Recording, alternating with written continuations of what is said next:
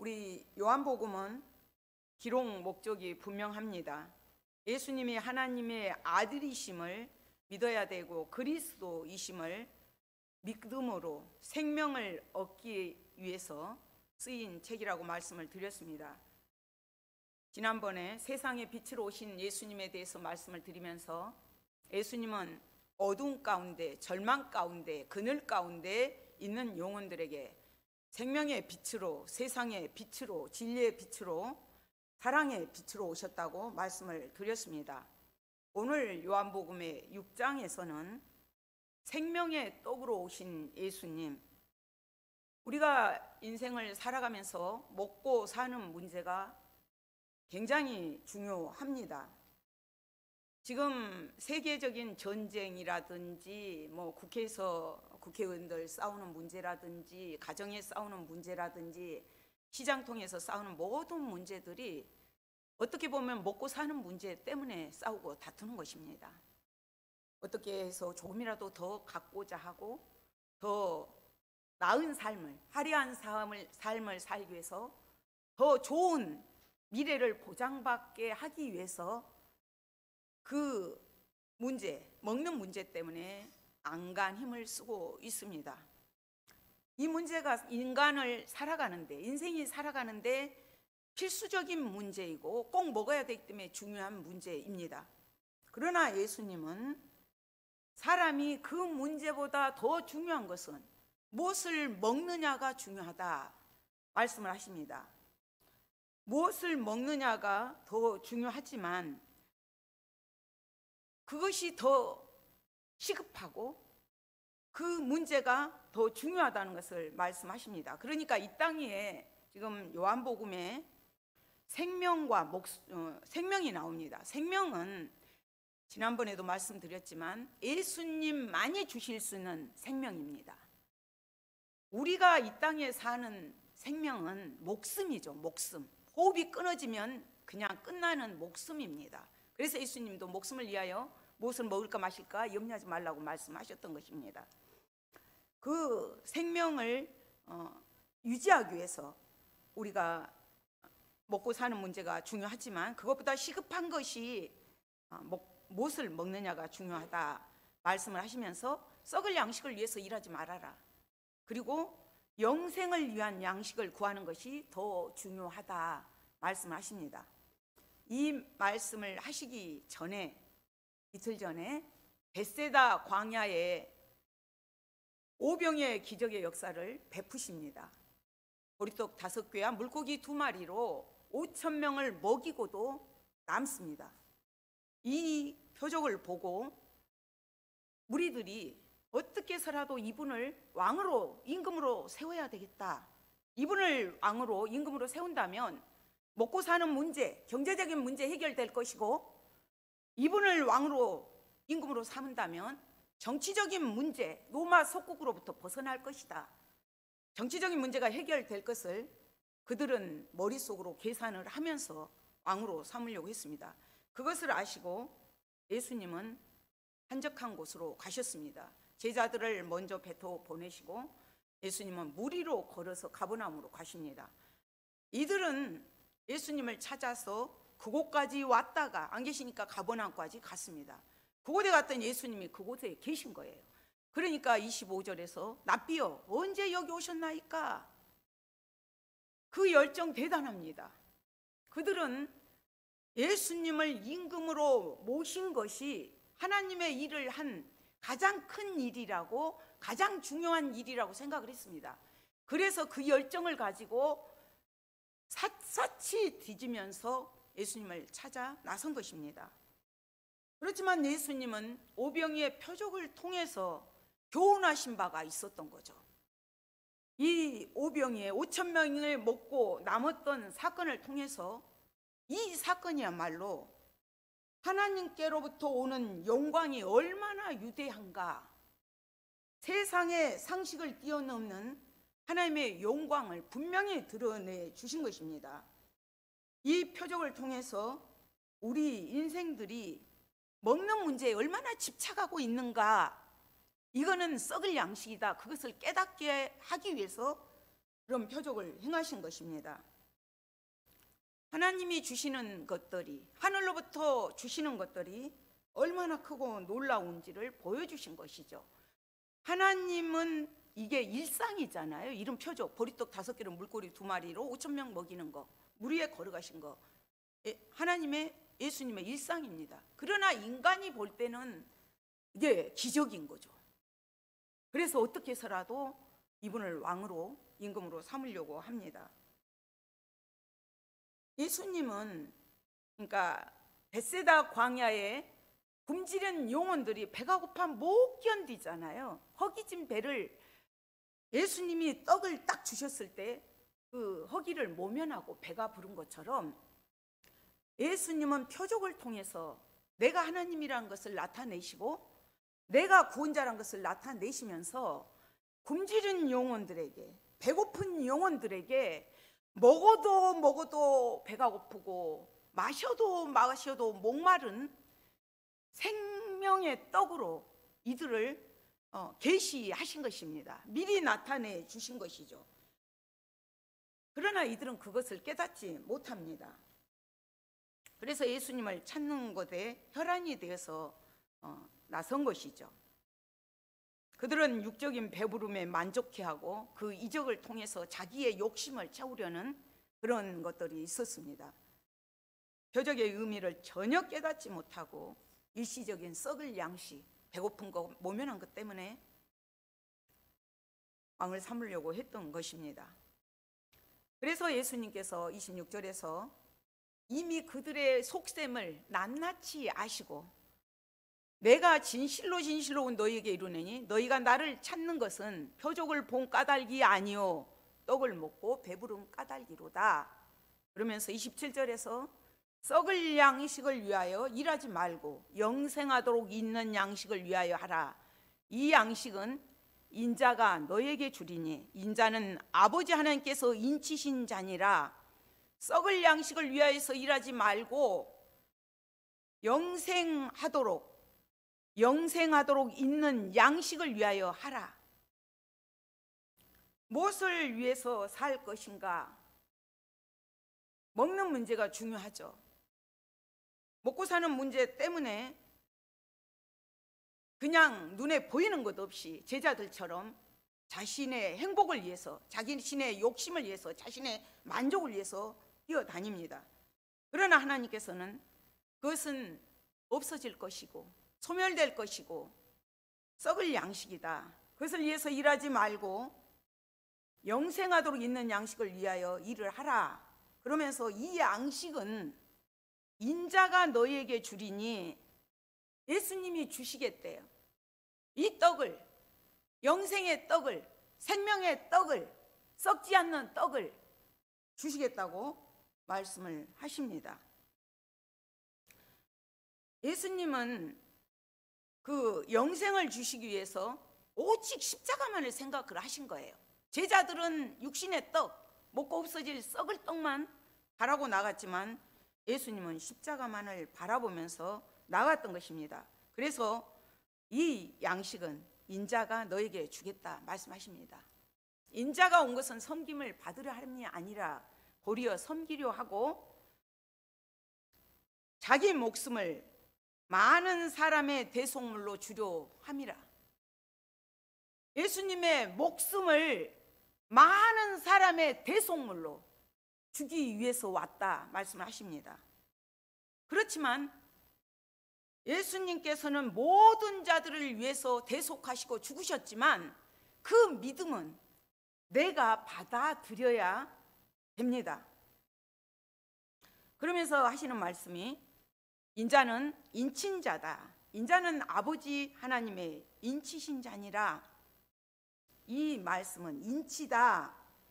헬라어로 이 말씀을 이렇게 언어로 표현을 하면은 예수 그리스도께서 하나님의 소유물, 하나님의 아들이라는 의미입니다. 이것은 예수님께서 요단강에서 세례를 받으실 때 성령이 비둘기같이 임하는 것을 보고 세례 요한이 세례를 베풉니다. 이는 내 사랑하는 아들이요 내 기뻐하는 자라고 하나님이 인치셨습니다. 모든 이들이 하나님의 영광을 볼 수 있게끔, 알 수 있게끔 인쳐 주셨습니다. 인쳤다는 것은 또 하나님의 소유물로 인치심을 받았다는 것은 하나님의 일꾼이 되었다는 것이에요.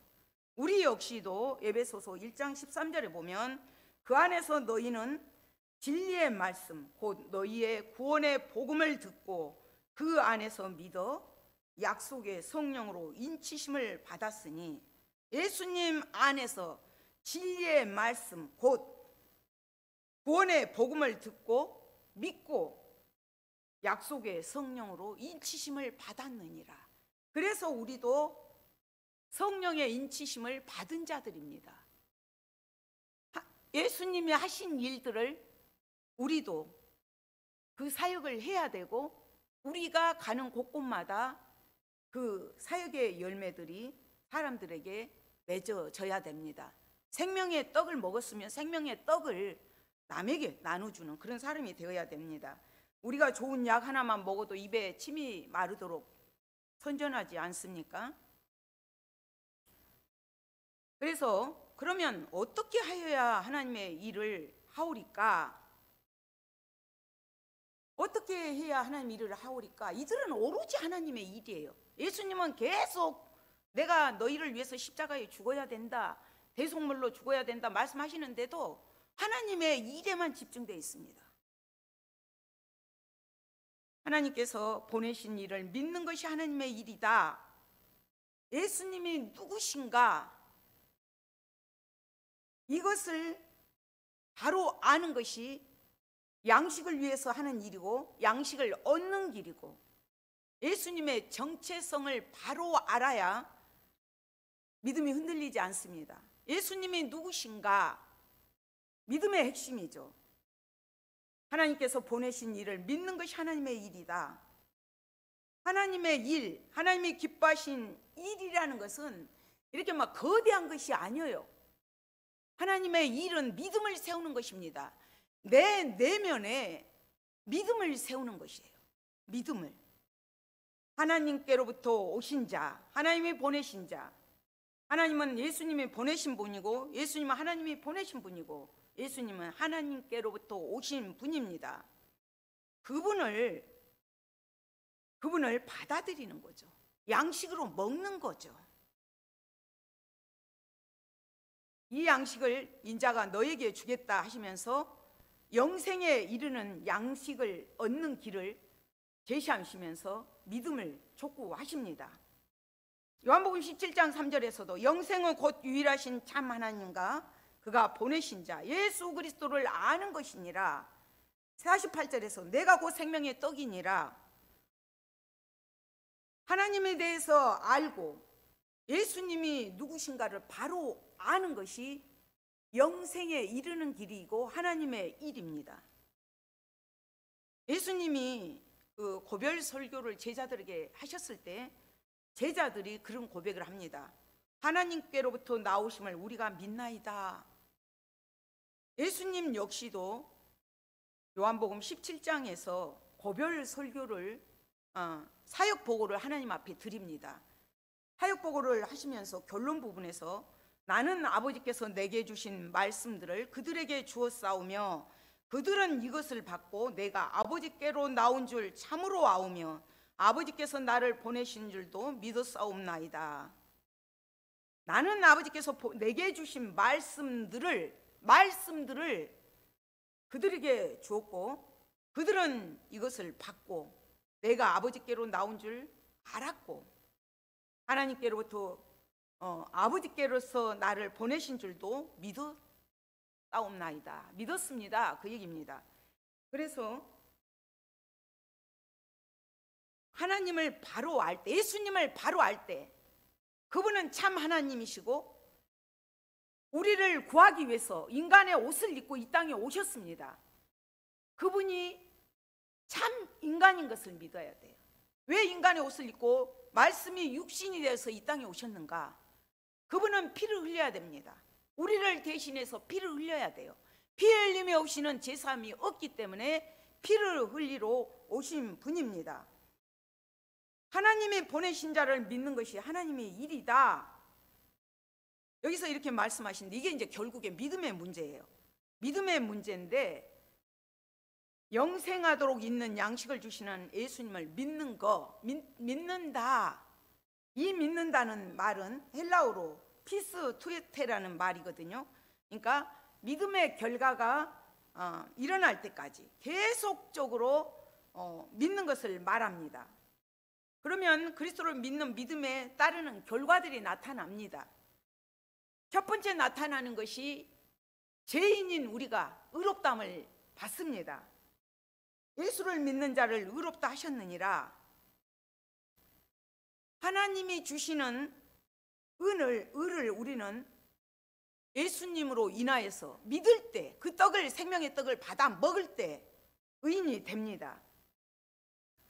이 믿는 것이 왜 중요한가? 이것은 의를 받을 수 있는 것은 통로고 믿음으로 가는 길이고, 믿음을 받아들일 때 값없이 주시는 그 은혜의 선물들이 넘칩니다. 두 번째는 그리스도를 믿고 그의 이름을 의지할 때 무엇이든지 구하면 다 받게 됩니다. 내 이름으로 너희가 무엇이든지 구하면 내가 행하리니, 너희가 내 안에 거하고 내 말이 너희 안에 거할 때 무엇이든지 구하라. 그리하면 이루리라 말씀을 하셨습니다. 예수 그리스도의 이름으로 그분을 내가 믿고 받아들이고 영접하고 그분이 성령으로 내 안에 오셨을 때 그분하고 상호 관계를 맺습니다. 성령으로 우리를 인도하시죠. 그분하고 관계를 맺고 구하고 그분의 아랠 때 열매들이 맺히게 됩니다. 세 번째는 그리스도를 믿고 그를 사랑하게 될 때 그리스도의 일을 하게 됩니다. 누가 하라고 하지 않아도 성령님이 내 안에 거하게 되면, 생명의 떡을 먹고 영적으로 배가 부르게 되면 기쁘고 즐겁고 활력이 넘치고 감당이 안 됩니다. 그래서 예수를 전하게 됩니다. 예수님 부활하셔서 나타나셔서 베드로에게 말씀하셨습니다. 내가 나를 사랑하느냐 물어봤을 때 베드로가 네 사랑합니다 했을 때 내 양을 먹이라, 내 양을 치라 말씀하십니다. 그리고 마태복음에서도 너희는 가서 모든 족속으로 제자로 삼아서 아버지와 아들과 성령의 이름으로 세례를 주고 내가 너에게 분부한 모든 것을 가르쳐 지키게 하라. 하나님의 일을 하게 됩니다. 30절에서도 그들이 또 묻습니다. 그들이 묻되 그러면 우리가 보고 믿도록 행하시는 표적이 무엇입니까? 계속적으로 말씀을 하시는데도 못 알아들어요. 표적에 대해서만 구합니다. 오늘날 우리들도 마찬가지 아닌가 한번 깊이 묵상을 해봐야 됩니다. 물질 만능주의가 되다 보니까 정말로 내 안에 예수님이 계시지 않는데 계신다고 착각하고 이 무리들처럼 어떤 것들을 행해야만 하나님의 일을 한다고 하지는 않는지, 물질 만능주의 속에서 마음은 온전히 그쪽으로 뺏겨버리고 예수님을 나의 구세주로, 나의 생명의 떡으로 받아들이지 못하고 어떤 나의 충동 욕구 때문에 따라가지는 않는지. 물론 우리가 전도할 때 아프신 분들 교회에 오십시오, 또 어떤 힘든 분들 교회에 오십시오 합니다. 그런 것들은 예수님께로 오게 하는 방법입니다. 물론 예수님께서 부르시는 사인이기도 합니다. 그러나 진짜 목적은 생명의 떡을 먹게 하는 데 있습니다. 구원을 받고 그분이 우리 안에 거하시게 함으로 성령으로 날마다 그 기적의 역사들을 경험하면서 살아가는 것입니다. 그러나 그들은 깨닫지 못하고 30절에서 표적을 보여달라 그래요. 표적이 무엇입니까? 표적을 베세다 강야에서도 보여주는데도 또 표적을 구합니다. 하시는 일이 무엇입니까? 표적은 예수님께서 요나의 표적밖에 없습니다. 아무리 36절에서 그렇게 말씀하시거든요. 너희가 나를 보고도 믿지 못하지 않느냐. 보고도 지금 말씀을 하고 계시는데도 못 믿으는데 그 어떤 표적으로 이들을 설득시키겠습니까? 요나의 표적밖에 없습니다. 이 표적은 바로 예수님의 십자가의 죽음과 연관이 있습니다. 생명의 떡은 예수님의 살과 피, 그 십자가의 죽음과 깊은 관련이 있습니다. 53절에서 내가 진실로 진실로 너에게 이르노니 인자의 살을 먹지 아니하고 인자의 피를 마시지 아니하면 너희 속에 생명이 없느니라. 54절에서도 내 살을 먹고 내 피를 마시는 자는 영생을 가졌고 마지막 날에 내가 그를 다시 살리리라. 표적을 구하는 그들에게 요나의 표적밖에 없다고 말씀하신 것이 곧 예수님의 십자가의 죽음을 말씀하십니다. 생명의 떡, 예수님의 살과 피를 말씀하십니다. 십자가의 죽으심. 그러면서 그 떡을 먹는 자는 영생을 가졌고 다시 살리리라. 구할 때 다시 살리십니다. 그렇지만 하나님의 나라, 천국은 이미 우리 가운데 성령으로 임했습니다. 그들이 31절에서도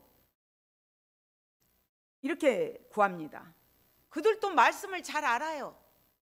사단도 예수님을 시험할 때 기록된 말씀으로 와서 다가오지 않습니까?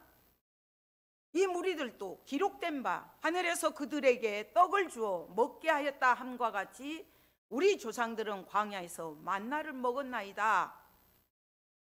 만나를 들먹거립니다. 광야에서 만나를 먹이신 사건은 지금 32절을 우리가 읽어보면 예수께서 이르시되 내가 진실로 진실로 너희에게 이르노니 모세가 너희에게 하늘로부터 떡을 준 것이 아니라 내 아버지께서 너희에게 하늘로부터 참 떡을 주시나니. 광야의 만나와 생명의 떡이 연관이 있습니다. 광야의 만나 사건은 생명의 떡으로 오실 예수님을 예표한 것입니다. 하나님께서 이스라엘 백성들을 애굽에서 끌어내십니다. 끌어내셔서 며칠이면 갈 길을 광야 40년을 돌게 합니다. 왜냐하면 그들이 뒤돌아보고 애굽으로 돌아가고 퇴보할까 봐 광야에서 철저하게 먹고 사는 문제를 훈련시킵니다. 하나님만을 바라봐야 되고 하나님 앞에 순종해야 그 음식을 먹습니다. 만나는 무조건 거두는 것이 아니에요. 하나님의 명령 앞에 철저하게 순종해야 됩니다. 먹을 만큼만 거둬야 되고 그 수요대로 거둬야 되고 한 사람이 한 오멜만 거둬야 돼요. 그리고 장막에서 나오지 않는 사람 것은 대신 거둘 수가 있어요. 내일이 안식일이면 안식일 것까지 이틀분을 거둘 수가 있습니다. 그러나 많이 거둔 자도 남음이 없고 적게 거둔 자도 부족함이 없었더라. 욕심을 내고 내일 것을 남겨두었더니 벌레가 쓸어버리고 썩은 냄새가 나고 먹을 수가 없는 거예요. 안식일 날도 나가지 말라 그랬는데 광야에 나가서 거두러 나갔는데 아무것도 거두지 못하고 옵니다. 그 만나는 철저하게 하나님만 의지하고 하나님 말씀에 순종할 때 부족함도 남음도 없이 먹고 살아갑니다. 그 만나가 가나안 땅 들어가서 첫 소산을 먹을 때 사라집니다. 없어집니다. 여기에는 굉장한 영적 원리가 들어 있습니다. 우리가 이 땅을 살아가는 것은 광야 생활입니다. 더 먹으려고 더 가지려고 안간힘을 하고 싸우지만 영적 가나안이 우리 가운데 임하게 되면 먹는 문제 그렇게 중요하지 않습니다. 그러면 일 안 해도 된단 말입니까? 그거는 아니죠. 차원이 다릅니다. 먹고 살기 위해서 이 목숨을 위해서 살고 내 욕심을 위해서, 내 욕구를 위해서 살아가는 것이 아니죠. 목적이 다릅니다. 가치관이 다릅니다. 어디 가서, 직장에 가서 일을 하더라도, 어느 곳에서 무엇을 하든지 영적 가나안이 임한 사람은, 이미 시작된 하나님의 나라, 천국이 임한 사람은 사명을 따라 살아갑니다. 모든 이들에게 그곳에서도 일하시는 하나님을 바라보면서 그것이 강제성인 거죠. 우리는 다 성전이죠. 예수님을 모셔 드렸을 때 너희가 성전인 것과 너희 안에 하나님의 성령이 거하시는 것을 알지 못하느냐. 하나님의 성전으로 살아간다는 거죠. 그런 깊은 의미가 들어 있습니다. 그래서 예수님께서는 32절에서도 내 아버지께서 너희에게 하늘로부터 참떡을 주시나니, 광야에서 먹었던 떡 참떡 아니다. 그들이 40년을 먹었어도 죽었다. 살지 못했다. 그러나 너희에게 하늘로부터 참떡을 주신다 하시면서 33절에서 하나님의 떡은 하늘에서 내려 세상에 생명을 주는 것이니라. 하나님의 떡은 하늘에서 내려 세상에 생명을 주는 것이다. 그러면서 34절에서도 이 떡을, 그러니까 이제 내가 하늘에서 내려 세상에 생명을 준다 하니까 이 떡을 항상 주셔요 이렇게 말합니다. 이 떡을 항상 주십시오.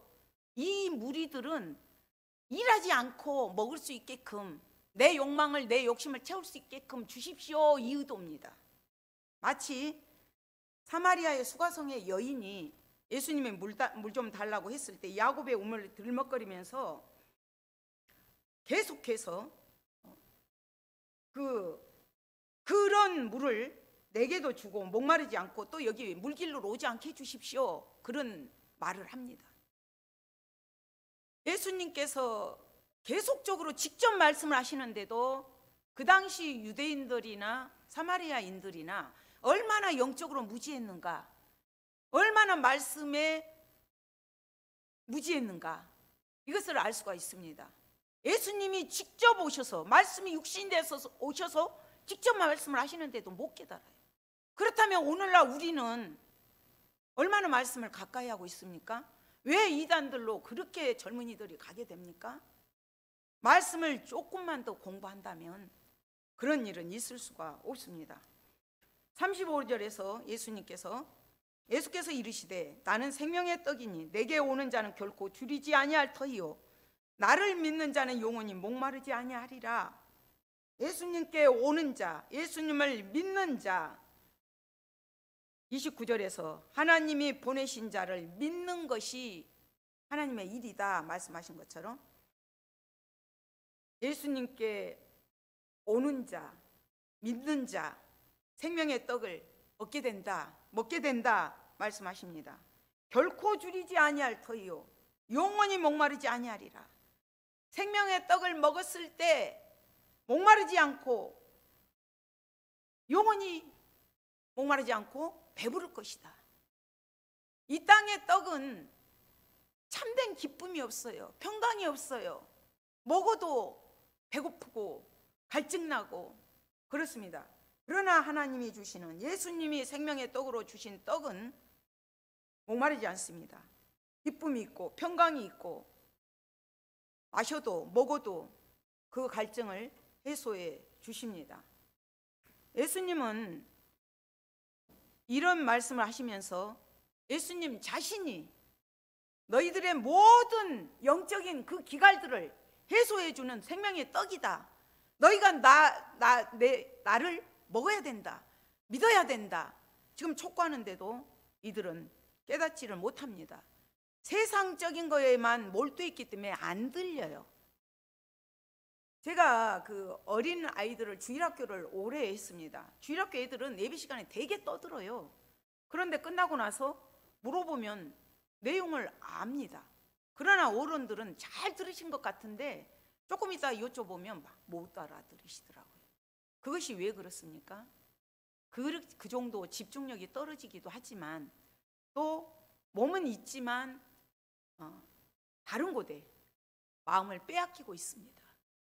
집중하지 못하기 때문인 거죠. 시선이 오직 주님께만 향해야 되거든요. 지금 예수님이 눈앞에 계시면 예수님만 바라보고 예수님께만 집중을 해야 되는데, 이들의 머릿속에는 이분을 왕으로 삼아가지고 일 안 하고 경제적으로 정치적으로 누리려고 하니까 안 되죠.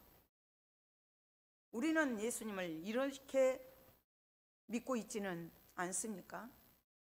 27절에서 썩는 양식이 아니라 영생하도록 있는 양식을 위해서 일하라. 이거는 그 권유의 말씀은 이것이 예수님의 인류를 향하신 참 마음, 사랑의 마음, 생명의 떡을 주기를 원하시고 세상의 모든 자들을 살리기를 원하시는 본 마음입니다.